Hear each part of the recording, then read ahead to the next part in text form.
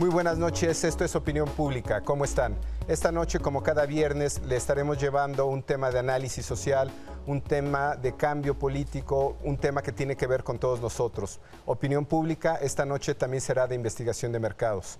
Lo haremos junto con nuestros especialistas, lo haremos con encuestas y con mediciones de opinión cualitativa. Buenas noches, Hanna, ¿cómo estás? Hola, Paco, ¿qué tal? Muy buenas noches. A usted, bienvenido a Opinión Pública. La importancia de la banca es algo que está fuera de toda duda. Los servicios que ofrecen tienen que ver prácticamente con todo lo relacionado con el manejo de dinero. Además de cuenta de ahorro y crédito, existe una gran cantidad de servicios bancarios que la gente no conoce y por ello no los relaciona con la necesidad de tener una cuenta en el banco. Son pocos los mexicanos que están bancarizados. Según datos de Parametría, mismos que analizaremos esta noche, solamente el 23% de la población tiene una cuenta en algún banco. Y de esto y mucho más platicaremos esta noche y nos acompañan en el estudio Manuel Barberena. Manuel, buenas noches. Buenas noches, Hanna. Buenas noches, Manuel. Manuel Barberena es presidente de Pearson, reconocida agencia de investigación de mercado y de opinión pública en México. Además, preside la AMAI, la Asociación Mexicana de Agencias de Mercado. También está con nosotros Alberto Islas. Buenas noches. Hola, Alberto, ¿qué Buenas tal? noches, Alberto, ¿cómo estás? Alberto Islas es un especialista en finanzas. Ha trabajado dentro y fuera de la banca, pero siempre relacionada con ella. Hoy en día se dedica a dar consultoría especializada a 2 bancos extranjeros que tienen operaciones en México. Y finalmente también tenemos en el estudio a Enrique Arias. Enrique, buenas noches, bienvenido. Hanna, muy buenas noches. Buenas noches, Enrique. Muy buenas ¿Cómo noches. Enrique Arias es el director de análisis financiero de la Conducef. Y bueno, Paco, para esta noche, ¿qué datos tenemos? Esta es una encuesta nacional aplicada a población abierta. Siempre creo que es interesante comparar lo que son opiniones, percepciones con lo que pueden ser datos duros, cuánta gente bancarizada hay en el país. Lo primero que nos arroja esta medición entre mayores de 18 años a nivel nacional en vivienda es un estimado de 23% de esta población que cuenta o dice tener una cuenta en el banco, que no es necesariamente servicios bancarios en general. La pregunta es, ¿tiene usted cuenta en algún banco? Sí o no. 23% dice sí. Y cuando se les pregunta ya directamente en qué banco, el primero que aparece en línea es Bancomer con 24%, HSBC 23%, Banamex 20%, Banco Azteca 12%, Santander, Serfín 8%, y me llama la atención que viene todavía Vital con un 3% y en niveles mucho menores Banorte, Scotiabank. Manolo, ¿qué tan esta medición, cómo la podrías interpretar? ¿Coincide con tus números? Bueno, no coincide con la realidad, es el dato, ¿no? Pero esto pues, se puede ver sobre todo a la muestra que tú agarraste, ¿no? La muestra de bancarizados es mucho más exacta en este aspecto, y aparte hay números duros de la ABM, ¿no? En términos de cuáles son los bancos que más penetración tienen en México. Y yo, antes de entrar en el tema, sí me gustaría comentar que yo creo que si hay una industria que le ha puesto interés a hacer investigación de mercados acerca de sus usuarios, es la banca. El mundo financiero es un mundo que pasó de ser un mundo muy amplio. Si ustedes recuerdan, hace 15, 10 años, ¿cuántos bancos había? Había como 22 bancos, una cosa así, era una locura, ¿no? Tú lo sabes mejor que yo, 28 bancos. Y hoy en día se han vuelto un mercado de solamente 7, 8 bancos, ¿no? Algunos regionales, obviamente, pero nacionales no hay más de 6, 7 bancos, ¿no? Entonces es una industria muy nueva en la cual obviamente está mucho más competido, hay más servicios. Tus datos son correctos en términos de que hay mucho mexicano no bancarizado y un alto porcentaje de los bancarizados son, entre paréntesis, obligados, ¿no? ¿Por qué? Porque es gente que es por nómina, ¿no? La gente que entra a trabajar en una empresa, le dan su tarjeta de débito y ahí le depositan su nómina. O sea, no es gente que se acercó al banco per se, ¿no? Porque quisiese tener una cuenta. Pero bueno, la gente está bancarizado cada vez más, ¿no? Y obviamente estas empresas y sociedades financieras cada vez están compitiendo más por este mercado, que hay un mercado totote allá afuera, ¿no? Hay un porcentaje altísimo de mexicanos que no están bancarizados.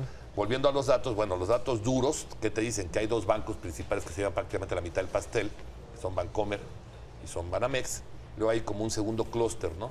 En el que están obviamente metidos HSBC, antes Vital, Santander, bueno, Santander Serfín, ahora Santander, Banorte, ¿no? Y luego ya viene un clúster más abajo donde están los Scotias, los Banortes, etcétera, ¿no? Esa sería la realidad de cómo se comporta hoy en día el mercado. Sí, aunque ahí yo creo que lo que es muy importante ver es cómo estamos viendo la parte del mercado, si por la cantidad que tienen de ahorro de la gente o por número de cuentas. Y lo que es muy importante ver ahorita es que hay bancos que están creciendo a tasas muy grandes. Una, por ejemplo, y son bancos que tienen otro tipo de estrategia, que es acercarse al cliente, que es lo que no ha habido antes, ¿no? Son bancos como las sociedades financieras populares que están empezando a crecer, Banco Azteca, HSBC, porque HSBC está teniendo mucho más crecimiento en sus cuentas, por el que extendió los horarios, estás más cerca a la gente, estás más cerca al consumidor, tienes números de tus depósitos iniciales mucho más baratos. Porque tienes más sucursales también. No, que es la parte importante. O sea, tú lo que tienes que tener como un banco, tienes que tener tres cualidades. Una, que crezcas con el cliente, o sea, que tu producto sea adecuado a la realidad de la gente, que puede ser una estrategia como tipo HSBC, que tengas algo que estés cercano a las personas, que es como un poco Banco Azteca, la estrategia que estás teniendo ahí, que tú estás en los lugares donde la gente vive, donde están las estaciones de metro, donde están los centros comerciales. Y la tercera es de que tú tengas confianza en el cliente. O sea, que el cliente cuando entre al banco sepa que el banco le está teniendo confianza a él. Un banco mexicano agarraron con la nueva regulación de la Comisión Nacional Bancaria y de Valores de alta seguridad en los bancos, pues pidieron los mostradores, todo. Llegó la gente en Oaxaca, pues todo el mundo tiene una estatura distinta, ¿no? Pues era imposible que puedan hacer un depósito. No son adecuados, digamos. Todo este tipo de cosas que son un poco la tropicalización o cómo te vas tú acercando a la parte del mercado son cosas muy, muy importantes, ¿no? Enrique. Y eso sobre todo, retomando, cómo se acercan al mercado hoy por hoy los bancos. Recordemos, como dices, eran un número importante de instituciones bancarias, viene el aspecto de las fusiones y es ahí donde empiezan a reducirse. Sin embargo, estas grandes instituciones que abarcan a las pequeñas, por supuesto, empiezan a concentrar un mayor número de mercado, pero no nada más es la concentración y de cómo llegas a ese mercado. Es decir, te están incluyendo en las cuentas que hoy por hoy, cuentas de cheques o tipo de créditos, ya te dan, ahora es que una diversidad, una modalidad distinta, en donde ya te incluyen productos de débito, productos de chequera, productos de crédito preautorizados. Es donde la banca quiere llegar, como premiar a aquel que es cliente, por decir de una forma, de años, pero se vuelve cliente cautivo. Y un punto muy importante es, sobre todo, convencer a ese que no llegó por sí solo, que llegó por nómina, y, por supuesto, ofrecerle una modalidad y un abanico de posibilidades con su producto bancario, que en este caso es cuenta de cheques, y abarcar la mayoría hasta llegar a crédito. ¿Tiene o no gente cuenta en un banco? Sí, no, ¿por qué? No, ninguno. No. Pues porque no me inspiran confianza y de hecho no tengo los medios suficientes para poder tener esa cuenta al corriente. Sí. ¿Por qué? Porque pues me permite la seguridad para guardar mi dinero. Y sobre todo ahora como se ocupa que laboralmente te pagan a través del servicio de nómina bancaria, entonces por eso. Sí. ¿Por qué? Pues para ahorrar, para tener la disponibilidad de mi efectivo en una tarjeta de débito y por costumbre, ¿no? No.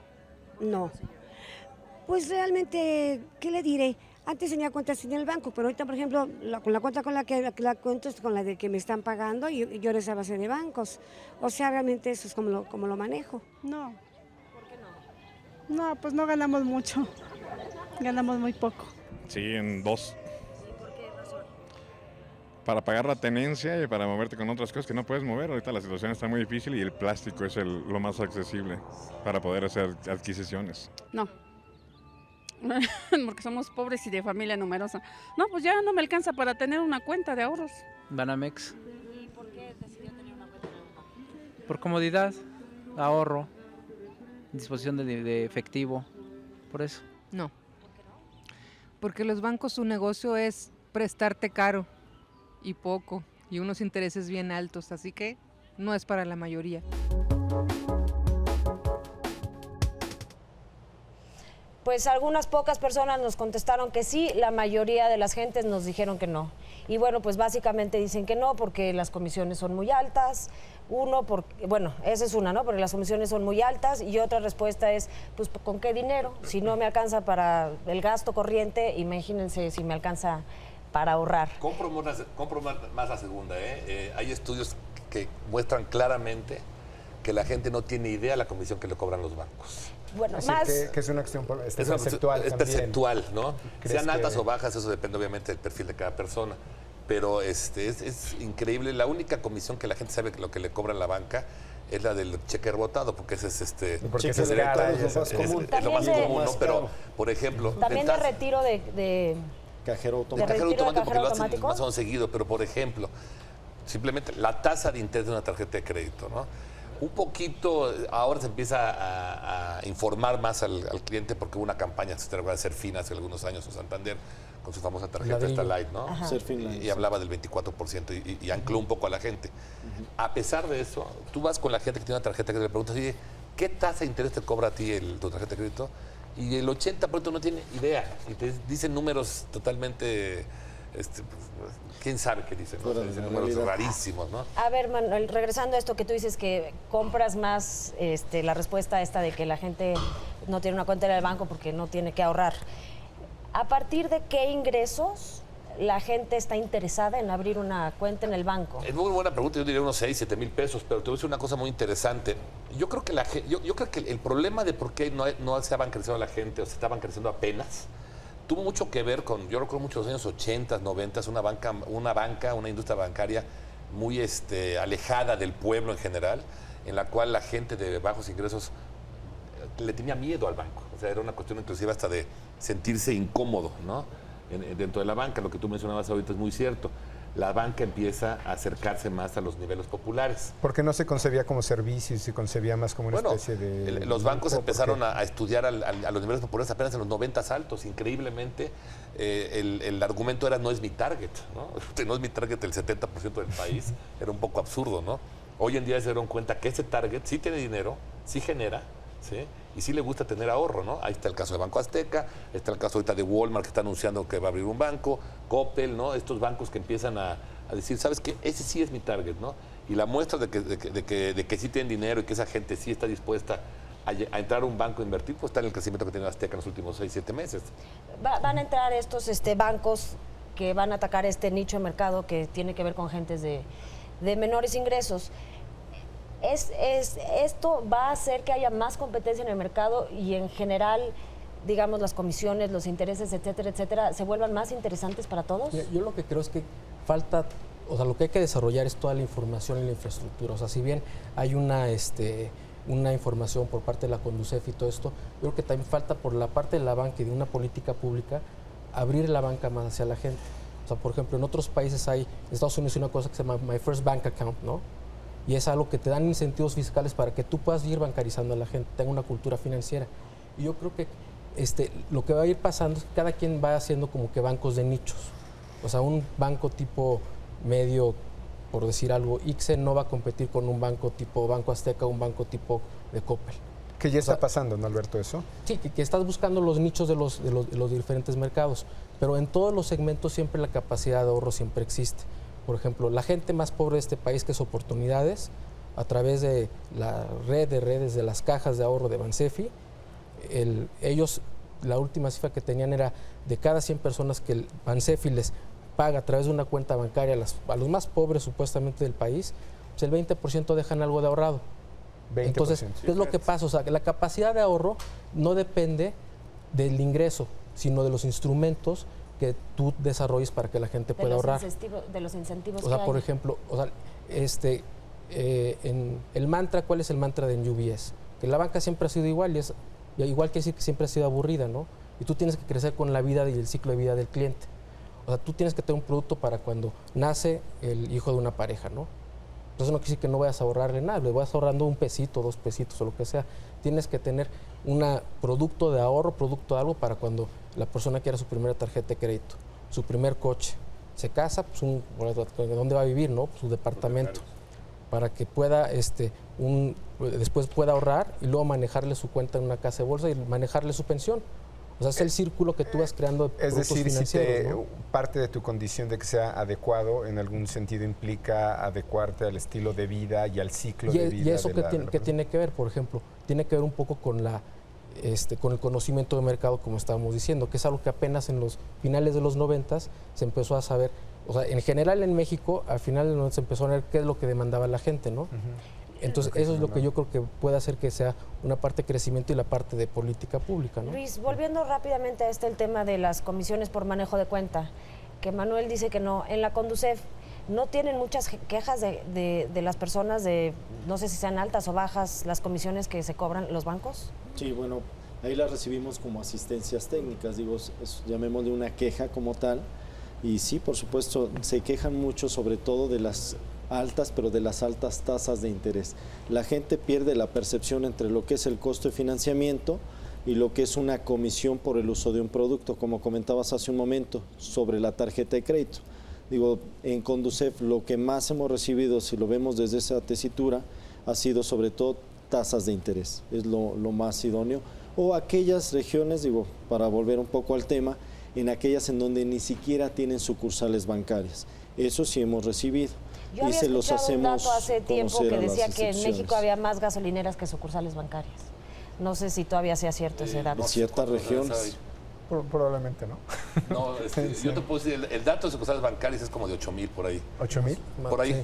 Digo, los grandes bancos tienen, Bancomer tiene 1,600, Banamex 1,500. Sí, son muy pocas, ¿no? Sí, pero si nos comparamos con países de ya primer mundo, estamos hablando que no llegamos ni al 30% de sucursales bancarias y cajeros automáticos, porque recordemos que hay dos formas de poder obtener un servicio bancario.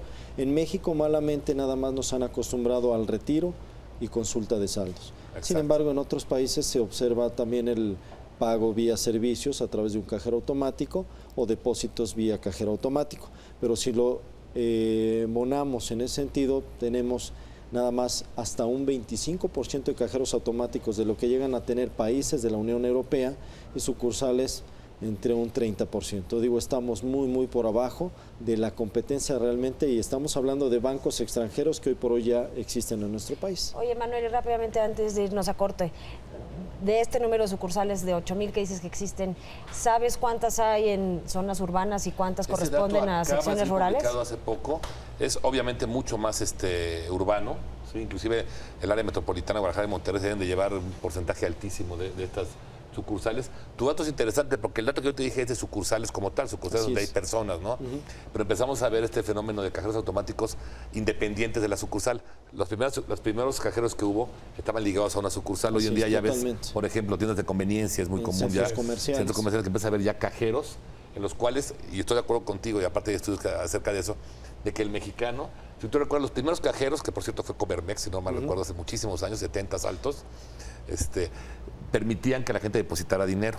¿Sí? Hoy en día el mexicano, por una cuestión yo creo que hasta de confianza, ¿no? Pues es que le estás metiendo tu dinero a una caja negra, ¿no? Sí, hay un pero en otros países que lo trató de meter fuertemente, Citibank. Lo trató de meter, estoy hablando de inicios de los 90, se privatiza la banca, pero no permeó por la desconfianza, porque el nicho de mercado, lo que somos como cultura mexicana, tenemos una alta desconfianza en tener un papel de una máquina. Exacto. Entonces vamos más con confianza de otra persona, ¿no? Que nos dé un sello y de cara a cara tener ese servicio. Pero yo estaría en desacuerdo en esa. Tenías un comentario, sí, Alberto. Yo creo de lo que estaban comentando de la desconfianza o confianza o esta parte de idiosincrasia que se tiene, lo que es, creo que se puede ver es, por ejemplo, los migrantes mexicanos que están en Estados Unidos. Es gente que tiene poca educación, poca capacidad financiera, y es uno de los segmentos más bancarizados o más bancables en Estados Unidos. Por ejemplo, bueno, porque no les queda de otra, ¿no? No es que no les quede de otra. Muchos, o sea, agarran y el dinero lo pueden guardar en su colchón. Ahora, ¿qué te pasa? Pero entonces no mandan dinero hasta que ellos vengan de regreso. Pero tú lo puedes mandar por una remesa y eso no es un servicio bancario. O sea, hay una diferencia entre los que mandan el dinero por una remesa y la gente que abre una cuenta bancaria y está siendo bancarizada. Ahora, ¿por qué empezaron ellos a bancarizarse? Porque si estás en Estados Unidos y te agarra el sistema de migración, pues tu dinero que dejaste bajo del colchón se perdió. Pero si tú agarran y te regresan y tienes una tarjeta de un banco, Bank of America o Wells Fargo, lo que sea, pues aquí lo puedes sacar de tu cajero. Ahora, ¿qué pasa con esta gente? Pues allá entra a los bancos, tiene cuentas de ahorro, o sea, tiene un crédito de coche, crédito tiene una tienda de conveniencia. O sea, es gente que mucho depende tanto de la educación que se le dé. Pero ahí se creó la necesidad, ¿no? No. Es decir, hay una cuestión en el migrante mexicano de primera y segunda generación. El migrante de primera generación tiene la necesidad de mandar el dinero, ¿sí? Este dato que decíamos ahorita de la desconfianza del mexicano está comprobadísimo que en México, no sé, Sí, por la cultura. en México la cultura del mexicano, y bueno, yo recuerdo alguna vez para algún banco hicimos un estudio, iban a traer unos cajeros que te hacían hasta cosquillitas, ¿no? Podías pagar el panteón, hicimos la prueba y la gente dijo, ¿para qué usa cajero la gente? Para checar su saldo, sacar dinero, y hoy en día inclusive creo que le meten dinero al teléfono, ¿no? Ya para comprar la tarjeta. Para comprar la tarjeta, ¿no? Pero yo lo que diría es que, por ejemplo, ¿por qué si lo usan para comprar la tarjeta de celular? Porque es un producto que está adecuado a la realidad que se tiene aquí. Entonces lo que se tiene que hacer es desarrollar productos que sean adecuados a lo que se creó la necesidad porque la gente de repente tiene la emergencia de tener dinero en su teléfono, y es lo que pasa con el migrante mexicano. El migrante mexicano de repente dice, no tengo otra para mandar dinero a mi gente más que metiéndome a un banco, y lo han hecho muy bien los bancos americanos. Que ahora, Manolo, da la impresión de que se están sofisticando mucho los productos para gente ya bancarizada, ¿no? Pero no se siguen adecuando los servicios para los no bancarizados. Pero es que debe ser al revés. Mira, aquí, o sea, uno de los grandes errores aquí en México es que tú divides a la población es que los de bajo ingreso no pueden ahorrar y los de alto ingreso sí pueden ahorrar. Cuando tú llegas a un banco, y el criterio de los bancos es quién es formal y quién es informal. O sea, ¿por qué? Y el banco siempre prefiere al cliente formal porque es un cliente que la captación es de mucho menor costo. Porque es alguien que te va a traer un recibo, le van a hacer un depósito directo. O sea, puede ser una persona que trabaja en una empresa en la parte de limpieza, va a ganar mucho menos que una persona independiente, que sea un médico o un taxista. Aunque el independiente tenga más ingreso, aunque el independiente tenga más ingreso, pero el riesgo del banco, que es la parte del costo, yo averiguar cómo es el perfil de este cliente, pues es mucho más caro, ¿no? Entonces ahí es donde la intermediación, o sea, el costo de intermediación se vuelve un poco más caro. Entonces lo que se tiene, el segmento para crecer es en los informales. Es en esa parte que son profesionistas, gente que trabaja por su cuenta, que es donde realmente está la oportunidad de crecimiento y donde se tiene que bancarizar esta gente, ¿no? Claro. En los datos que tenemos, y también quisiera ver cómo los ve Enrique, sobre esta misma población se les preguntó, y además de la cuenta en ese banco, ¿qué otros servicios utiliza? La mayor parte reporta uso de tarjeta de crédito, 26%, cuenta de ahorro 18%, cajeros automáticos 12%, tarjeta de débito 7%, pago de servicios 6%, ¿no? Lo cual me parece particularmente bajo, cuenta de cheques 3%, Afore 3%, fondos de inversión y servicios telefónicos, que finalmente es pago de servicios 1%. Da la impresión de que ciertamente, lo que sigue después de la cuenta pues, es la tarjeta, ¿no? De hecho, siempre aparejado, traemos la tarjeta de débito, pero lo que se vende a un cliente cautivo, por llamarle al de nómina, y aquel que llega por su propio gusto a una banca, es una tarjeta de crédito en este caso. Y por supuesto el producto más socorrido, si hacemos un análisis, llamémosle así, de aquellos que tenemos tarjeta, se usa en su mayoría. Antes se usaba para lo que era un consumo fuera de lo cotidiano. Hoy por hoy estamos entrando a que muchos tarjetavientes, estamos hablando casi un 60%, lo está utilizando para gasto corriente. Y eso lo está haciendo un producto, por supuesto, de los más elevados o más utilizados en las instituciones bancarias. Ok, pero esto sí checa con, digamos, sí, la tarjeta de crédito sí es... Y aquí me llama la atención y también suena lógico porque en segundo lugar tenemos cuenta de ahorro. Si vemos también que va aparejada la cuenta de nómina con una cuenta de ahorro. ¿Por qué? Porque no traes una chequera. Digo, ahí la distinción que traes es la cuenta de cheques o la cuenta de ahorro. La mayoría, dependiendo del nivel de salarios que tengamos, por decir un rango de 10,000 pesos para abajo, estamos hablando que las instituciones bancarias ofrecen cuenta de ahorro y cuando rebasas ya tienes derecho a una chequera y ya no le llaman cuenta de ahorro, es depósito a la vista. Digo, pero totalmente de acuerdo con lo que están presentando. Mándalo. Ahí hay un problema también de denominación de cómo la gente le llama a un producto, ¿no? Hay inclusive, y sabemos que hay gente que a su tarjeta de débito le dice tarjeta de crédito, ¿no? Sí. Por una cuestión cultural, ¿no? Porque es un plástico, ¿no? Y de hecho hay tarjetas de crédito que son de servicio en realidad, ¿no? Sí, bueno, pues pero hay un problema aquí cultural de que el mexicano, de todos los niveles medios, que no están acostumbrados a esto, ven un plástico y les dan su plástico y dicen, me dieron mi tarjeta de crédito, ¿no? Y no es tarjeta de crédito, es de débito, ¿no? Y lo que decía tú es muy cierto, esta confusión entre ahorro y cheques, ¿no? Que es también un rollo, ¿no? El libretón, ¿no? ¿Qué es el libretón? La gente cree que está ahorrando, ¿no? Es una tarjeta. Cuenta de ahorro. Una cuenta de ahorro. Pero sí, y este aumento en el uso de las tarjetas de crédito, digamos, para el consumo corriente de todos los días, ¿Los bancos están, digamos, contentos con la manera que la gente les va pagando su crédito o volvemos a un problema de cartera vencida? Una rotación de cartera. ¿Qué quiere decir la rotación de cartera?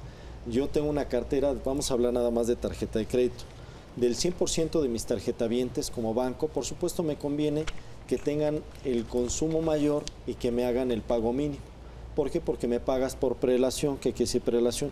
Primero me vas a pagar impuestos, posteriormente me pagas comisiones, en tercer lugar me pagas intereses y del remanente, que es muy pequeño, me pagas capital. Estoy hablando del pago mínimo. Entonces, ese es el negocio verdadero para una institución bancaria. Digo, del 100% tienes a lo mejor un porcentaje que te paga el 100%, es decir, los totaleros. Generalmente es entre un 20 y un 25 y depende de la cartera de cada banco y del nicho del mercado a que vayan dirigidos. Bueno, pero por supuesto es importante este dato. Otro dato que tenemos de parametría es de este 75% de la población que no cuenta con alguna cuenta en el banco. Si tuviera que elegir una cuenta, 17% dice que elegiría Banamex, principalmente por la seguridad que ofrece y también porque es nacional, que ese es otro tema. Okay. Nomás déjenme acabar. 14% elegiría Bancomer por los servicios que ofrece y por la seguridad que ofrece. 11% elegiría HBC por sus servicios, porque es un buen banco, por la ubicación, cobertura y sucursales. ¿Cómo ven estos datos? ¿Por dónde empezamos, Alberto? Pues mira, yo creo que, un ejercicio de venta financiera muy fuerte que hizo en México fue cuando se lanzaron las Afores. Y ahí fue realmente un efecto de venta de tú a tú. ¿Y quién fue el que ganó más? Pues el que tenía, que fue Bancomer, el mayor número de vendedores, que tuvo una buena estrategia de venta en el punto de venta. Entonces yo creo que si los bancos, como hay estrategias en otros países, quieren profundizar los mercados, profundizar a sus clientes, tienen que hacer ese tipo de venta. Porque al final es una cosa de confianza, como decían, ¿a quién le voy a dar mi dinero, no? Así tú ves que viene un ejecutivo de cuenta y viene aquí y aquí le lleva tu solicitud, te trae tus datos y eso, es muy probable que se lo dé a esa persona independientemente de la otra parte. Ahora, la publicidad institucional, claro que es muy importante, ¿no? Y ahí está el ejemplo que decías, todo el mundo se acuerda del libretón, o incluso todavía dicen Vital por comerciales muy memorables, el de las abuelitas, ¿no?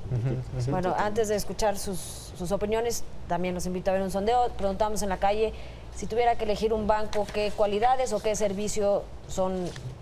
¿Cuáles son las cualidades que buscaría en el banco? ¿Qué busca la gente de los bancos? ¿Qué servicios quiere? ¿Qué cualidades están buscando?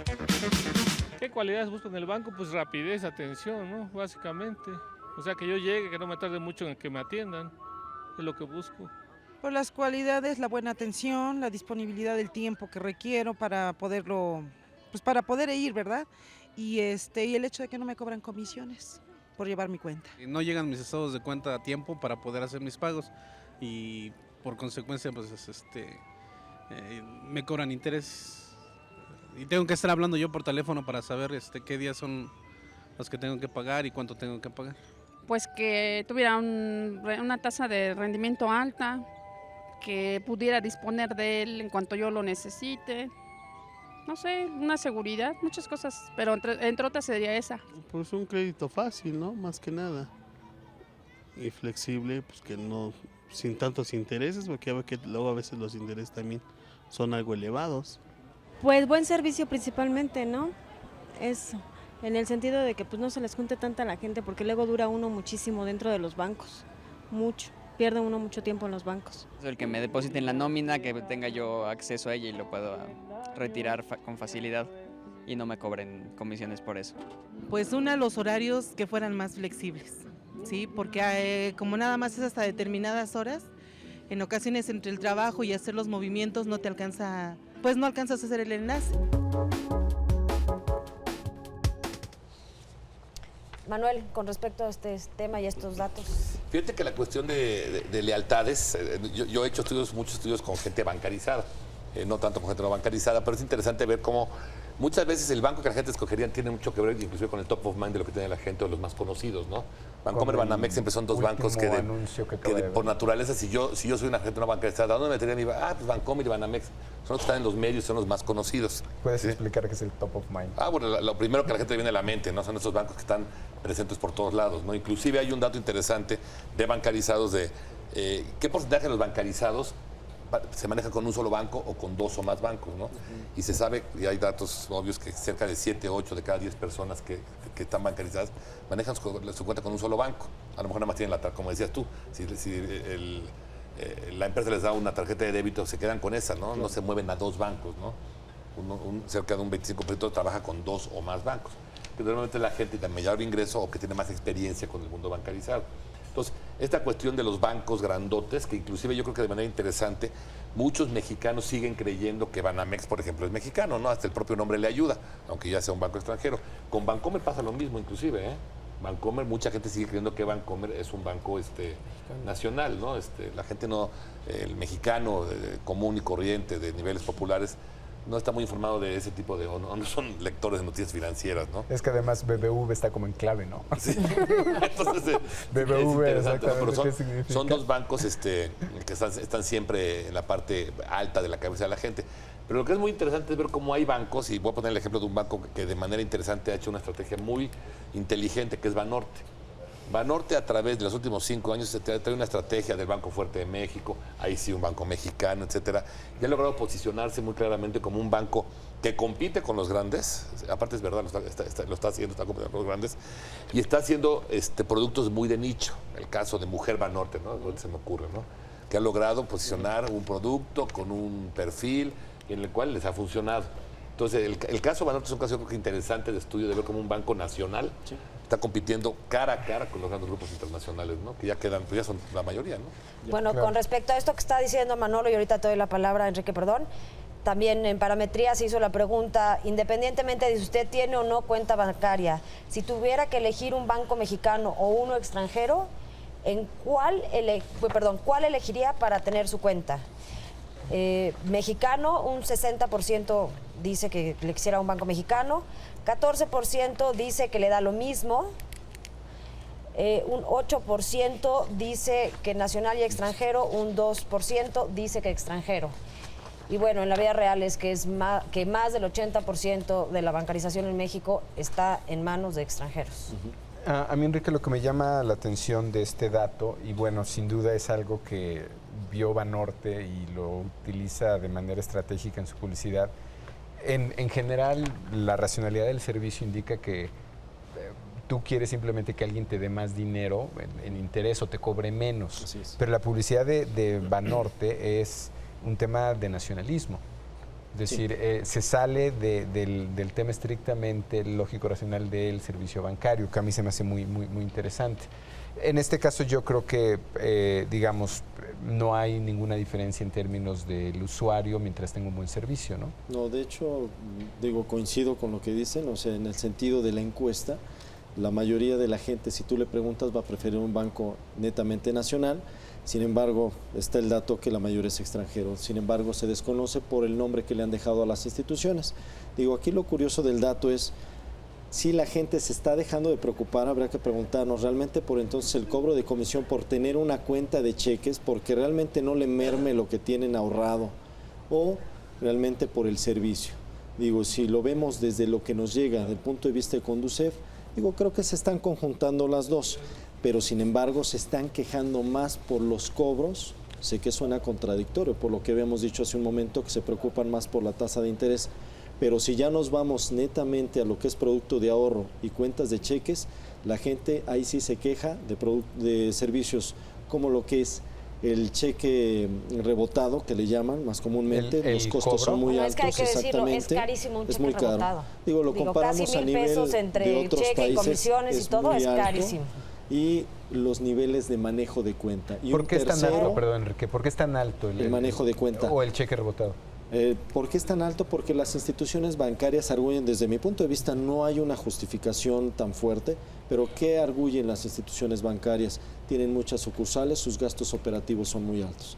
Sin embargo, habría que ver realmente cuánto están percibiendo por ingresos naturales de intereses, por ingresos de comisiones, y ahí vamos a ver que pueden ser correctamente subsanados y pudieran bajar este tipo de comisiones. Y la tercera es la de cajeros automáticos, que si bien es cierto, por una disposición te vienen cobrando entre 21 pesos aproximadamente y es muy alto.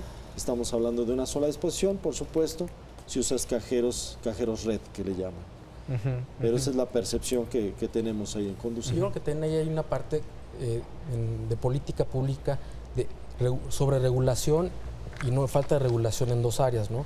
Por ejemplo, en la parte de información, en lo que es, o sea, no hay una regulación, que hubo un esfuerzo muy importante, por ejemplo, con los cajeros, de decir, hay que sacar la primera pantalla, como hacen todo el mundo, si usted mete su tarjeta le va a costar tanto, antes de hacer el servicio, y poner uno que estaba de acuerdo, ¿no? Que es algo muy reciente en México, eso lo tenemos en el cajero, pero no lo tienes en el estado de cuenta. No. Entonces ahí tú puedes esconder el precio muy fácil. Por ejemplo, para pedir un crédito hipotecario ya persona de un ingreso mucho más alto, gente que está acostumbrada a usar dinero y demás, pues no viene, la tasa esconde el manejo, la cuenta, o sea, la parte cuánto puedas de capital, cuánto puedas de interés y todo esto, ¿no? O sea, no hay un formato único de cómo debe de venir un estado de cuenta y desglosado cuántas son comisiones y cuántas son las comisiones. Ahí creo que falta información, falta regulación. Lo que dices, Alberto, es que todavía tendrían que hacerse más transparentes. En esa parte, o sea, la parte de transparencia tiene que ser, yo creo que mucho más agresiva, y yo creo que el criterio de Banco de México, que es mucho más fuerte, se quería predominar sobre el de la comisión, ahora que bancaria de valores, ¿no? Ahora, ¿dónde sobra la regulación? Pues para abrir una cuenta bancaria. O sea, en Estados Unidos, o sea, un ilegal mexicano con su matrícula, con una identificación extranjera que ni siquiera es su pasaporte, la matrícula consular abre una cuenta bancaria. Y aquí en México, si no tienes 3 firmas, si no tienes tu pasaporte, tu IFE, tu vecino que va y dice que si eres tú, tu acta de 100 y eso, no puedes abrir una cuenta bancaria. Por espalda, ¿no? Si tú aquí eres un extranjero, y es que hay contradicción, si tú eres un extranjero aquí en México y no tienes tu FM3 y traes dinero, no puedes abrir una cuenta aquí. Claro. Y nosotros, allá nuestros migrantes sí pueden con una identificación extranjera, ¿no? Entonces hay una parte donde obviamente, o sea, no hay una política pública en general que diga, queremos transparentar el mercado y hacer lo que crezca, ¿no? Ahí hay un gran problema, digo, y hago un paréntesis, digo, desde mi perspectiva, ¿por qué no se ha dado? La ley es obsoleta. Estamos hablando de una circular, es la 1094, es de la Comisión Nacional Bancaria. No se ha dado por lo siguiente, ahorita está permeando mucho el servicio de que hagan transferencias electrónicas y operaciones vía internet. ¿Por qué no ha permeado? Porque si yo tengo mi cuenta en Bancomer y a lo mejor tengo cierta cantidad y de repente consulto y ya no la tengo, quiere decir que la mandaron a una tercera cuenta, a lo mejor a Santander. ¿A qué voy con esto? En Santander abrieron una cuenta con pocos requisitos. Con esos pocos requisitos, por decirles falsificados, documentación falsificada, se están aperturando cuentas para recibir y hacer fraude a otros cuentavientes. Digo, aquí se presumen muchas cosas, que están coludidos empleados bancarios, que por supuesto con gente de fuera.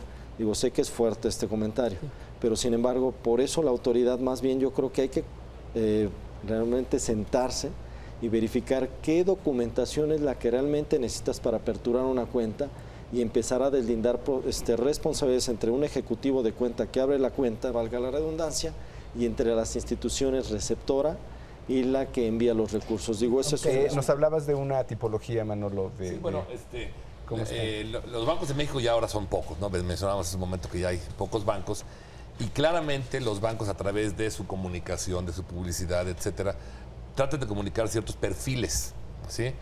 Y no hay ningún secreto, y hay muchos estudios que comprueban esto, de muchos bancos, que hay bancos que se están claramente atendiendo un tipo de clientes, aunque no sea verdad lo que la gente les asigna. Decíamos hace un momento, bueno, Banamex parece ser que claramente la gente lo tiene identificado como un banco para la gente rica, para las empresas grandes, para los grandes inversionistas, ¿no? Bancomer es un banco más posicionado con las clases medias, con las clases más, clases medias en general.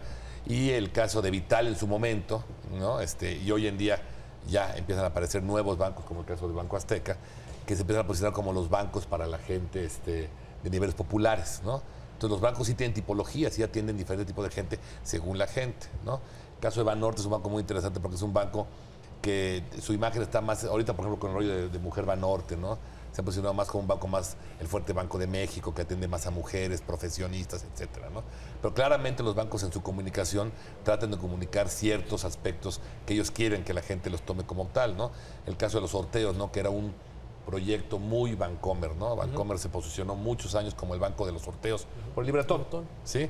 Hoy en día, Scotia, que es un banco que invierte muy poco en publicidad, ha logrado posicionarse como un banco pequeño que también se mete al mundo de los sorteos. El caso de las Es el del camionetas, coche rojo, ¿no? Las camionetas rojas. En términos de nivel de conocimiento, simplemente les quisiera dar unos números. Sí me sorprende a la pregunta de ¿ha oído hablar o no de este banco, esta institución? Bancomer tiene 89% de conocimiento, Banamex 89%, es decir, casi 90% de la población los conoce. HSBC 79%, Banco Azteca 75%, Santander Serfín 68%. Vital todavía aparece con un 59%, ¿no? que es interesante. Banorte 57%, Scotiabank 42%, me quedo en Inbursa y Banobras con 41% y 38%. Y en general esta imagen, este nivel de conocimiento corresponde a una buena imagen, a más conocido, mejor imagen, ¿no? Los primeros están sobre 57, 58% de buena imagen, luego vienen 40, el mínimo es 30, ¿no? Casi todo como, digamos, corresponde cómo los conocen, a qué imagen tienen. De hecho, yo hubiera pensado una visión más crítica de los servicios bancarios de la población en general. Me parece que tienen bastante buena imagen, ¿no? Enrique, ¿cómo lo ven? Bueno, hay algunas instituciones bancarias, por supuesto, por el número de reclamaciones que tienen, no han permeado una buena imagen, pero también esa imagen va dependiendo del producto o servicio. Si hablamos de tarjeta de crédito, hay bancos que tienen muy mala imagen porque son muy caros en cuanto a tarjeta, en comisiones y tasa de interés. Si hablamos de inversiones y todo ese tipo, ahorita ya han permeado más otros instrumentos más que la cuenta tradicional, que los ofrecen las mismas instituciones bancarias, me refiero a las sociedades de inversión, pero depende de qué tipo de producto estemos hablando. Yo ahí en ese sentido más bien contamos en Conducef con una base de datos en donde podemos dar un parámetro a la gente. ¿Qué tipo de parámetro? Si tú vas a invertir, si tú vas a sacar un crédito, podemos darte una percepción, por supuesto es una percepción estadística lo que tenemos, de decirte qué bancos tienen cierto número de reclamaciones y de qué forma la solucionan. Digo, ese lo tenemos como un dato adicional para tomar una decisión, para que la gente tome una decisión. Pero al final del día yo creo que esta buena imagen es reflejo de que el sistema financiero en México, que pueden faltar muchas cosas, sí funciona. Tú vas, metes tu dinero, lo ahorras, hay un contrato y en muchos, o sea, en el 90, 99% de los casos eso se cumple. Tú vas a un cajero, tienes dinero, puedes retirar el dinero. Hay un servicio que sí se cumple, o sea, el sistema financiero sí, o sea, está funcionando. Tu tarjeta de crédito pasa, hay un sistema de pagos que funciona, los depósitos llegan a tu cuenta. O sea, esta percepción de que sí tiene buena imagen es porque sí está funcionando el sistema financiero. Manuel, según tú, ¿qué tendrían que hacer los bancos o digamos las instituciones reguladoras de la banca para bancarizar más a la gente, para atraer a los mexicanos? Pues mira, yo siento que el número, si quieren volumen de gente, obviamente tienen que dirigir a niveles populares. O sea, tristemente para nosotros este país es un país donde todavía un porcentaje muy alto de la población está en los niveles populares, 60-70%, ¿no? De niveles populares. Ahí es donde está el mercado hoy en día. Yo por eso creo que la estrategia de un Banco Azteca, de Coppel, que va a abrir, yo no sé Walmart que vaya hacia dónde se dirija, ¿no? Pero pareciera ser que va por ese camino. Creo que por ahí es el camino. ¿Este tipo de bancos van a revolucionar la industria? Pero yo creo que van a darle un toque a los bancos grandotes, a decirles, oye, ese nicho que tú abandonaste durante muchos años o no lo pelaste o no era tu target, ¿no? Como decían, pues sí es target, ¿no? Entonces yo creo que finalmente los bancos grandes cuando vean, ya ahorita Banco Azteca empieza a hacer ruido, ¿sí? Empieza a hacer ruido a nivel de campañas, etcétera, y empieza a tener ya ingresos interesantes. Yo siento que los bancos grandes van a tener que responder a esta necesidad de la gente en niveles populares. Lo que decías tú ahorita, esta persona independiente, que no tiene que ser profesionista, pues es un vendedor ambulante también. Sí. Con mucho flujo. Con mucho flujo, que manejan mucha lana. No tiene que ser el dentista, puede ser el que vende máscaras del santo ahí en el centro, ¿no? Ese cuate puede tener más lana que el dentista, ¿no? Entonces, toda esta gente que muchas veces, y estoy de acuerdo contigo en ese aspecto, ¿no? Hay intermedio, ¿no? Es decir, se le dificulta mucho a la gente ver una cuenta en un banco, pero en un momento que se liberen un poco estas cosas con obviamente los controles de seguridad que tú mencionabas, pues va a empezar a crecer la captación, ¿no? Y obviamente productos que antes eran productos totalmente olvidados, hoy en día, ¿qué ha hecho que sea la banca? Hablaban mucho de crédito. Bueno, crédito, por ejemplo, automotriz.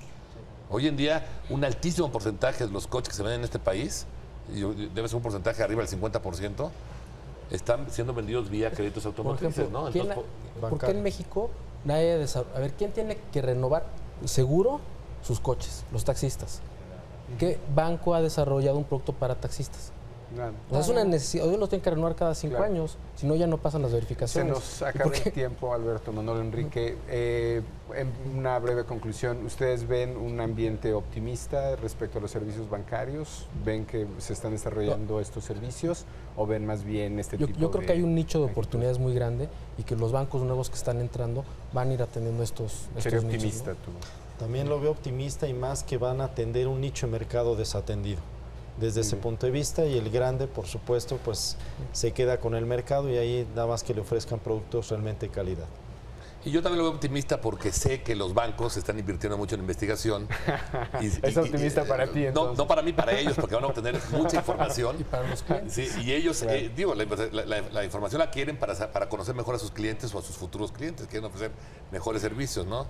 Entonces yo creo que es optimista en términos de que hay una gran oportunidad allá afuera en muchos nichos y en muchos aspectos, y seguramente lo van a hacer para bien, ¿no? Sobre todo de los El tema da finales. para mucho Da más. para mucho. Más. Bueno. Nos quedamos con varios temas en agenda. Así es. Esperamos que nos acepten otra invitación eventualmente. Con mucho gusto. Muchas gracias por estar con nosotros. Paco, Gracias. buenas noches. Nos vemos el próximo Buenas viernes. noches, nos vemos el próximo viernes. Estamos en Opinión Pública. Los esperamos aquí, 11 de la noche, viernes de la semana que entra. Muchas gracias. No se nos vaya. Tenemos la entrevista de la semana, lo actual. Esto es Opinión Pública. Los esperamos. Gracias.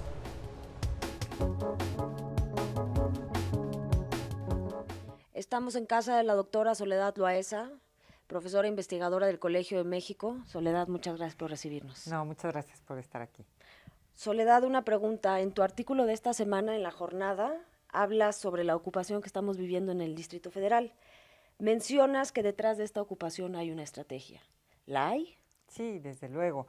A mí me parece que hay que tener en cuenta que tanto los López Obradoristas como el propio López Obrador están actuando conforme a lo que podemos ya identificar como un patrón de comportamiento del propio López Obrador. Esta estrategia de ocupación de calles, de bloqueo y de instalación de campamentos para protestar en contra de tal o cual decisión es una estrategia que el López Obrador desarrolló cuando vivía todavía en el estado de Tabasco, trabajaba en el estado de Tabasco, y más adelante cuando llegó a la Ciudad de México, también en relación con diferentes decisiones del gobierno federal en particular, también recurrió a las movilizaciones como esta. Entonces hay una estrategia de parte de los López Obradoristas que está destinada a presionar al Tribunal Federal Electoral, a la opinión pública y desde luego al gobierno federal para que acepten su propuesta del recuento total de votos. Entonces, digamos que el objetivo es la presión. ¿Tú crees que con este tipo de estrategia va a lograr su objetivo? Yo creo que no, y la verdad es que yo nunca he entendido muy bien por qué quienes proponen este tipo de fórmulas de movilización y de presión suponen que van a tener éxito. Claro, en muchos casos por la indecisión y el temor del gobierno federal o incluso de las autoridades locales de recurrir a las fuerzas del orden, este tipo de manifestaciones y de protestas tienen un cierto efecto, obligan a modificar las decisiones, o al menos parcialmente.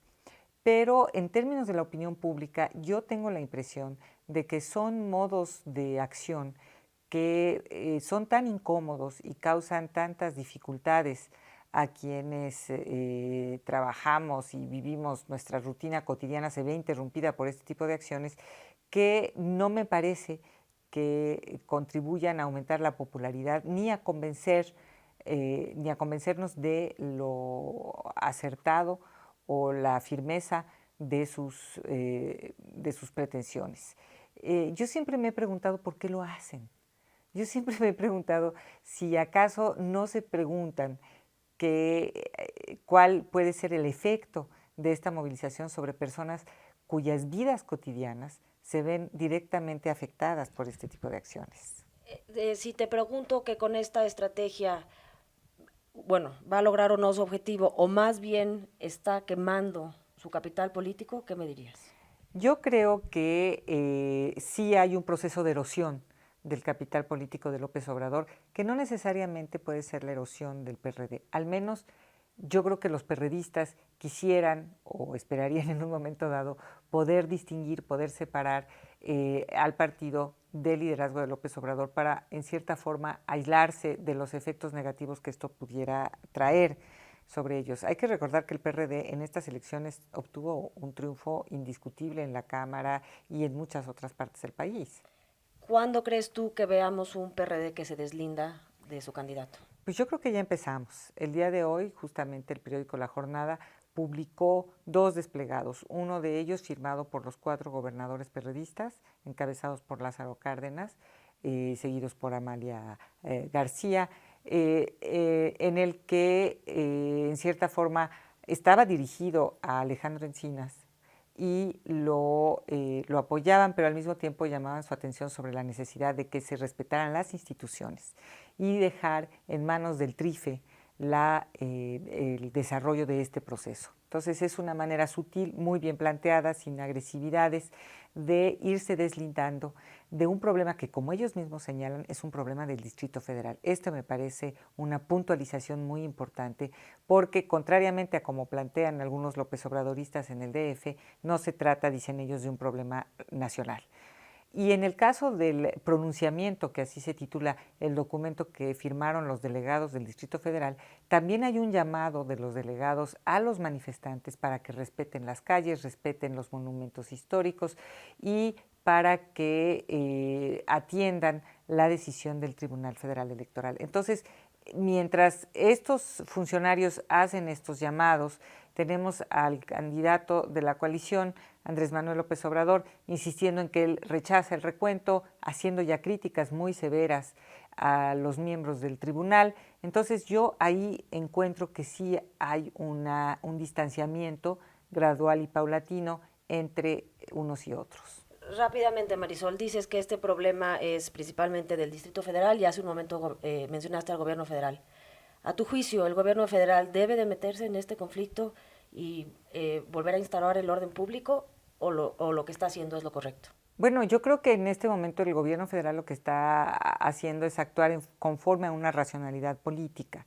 Todos los actores están actuando conforme a la racionalidad política, quizá la racionalidad legal, jurídica, está casi exclusivamente en manos de las gentes del tribunal. Y según esa racionalidad política, lo que está tratando de hacer el gobierno federal, a mi entender, es evitar caer en lo que parece ser una provocación continua de los perredistas y de los López Obradoristas, la provocación a lo que ellos llamarían, inmediatamente denunciarían como una represión. Ha sido, yo creo que, un desencanto enorme el que han sufrido los López Obradoristas al no encontrar ninguna respuesta. Y esta falta de respuesta incluso los ha llevado a escalar su protesta. A mí y yo estoy segura que muchos otros conmigo, experimentan inquietud cuando el vocero Fernández Noroña, el vocero del PRD, continuamente dice, y lo que viene es peor. Entonces, lo que están haciendo es también presionándonos a nosotros para que de alguna manera presionemos a las autoridades, cosa que no va a ocurrir, porque los perredistas deberían de tener presente que hubo muchos mexicanos que no votaron por el PRD. Okay. Bueno, pues muchísimas gracias por la entrevista. Esto es Opinión Pública. Los esperamos el próximo viernes a las 11 de la noche. Buenas noches.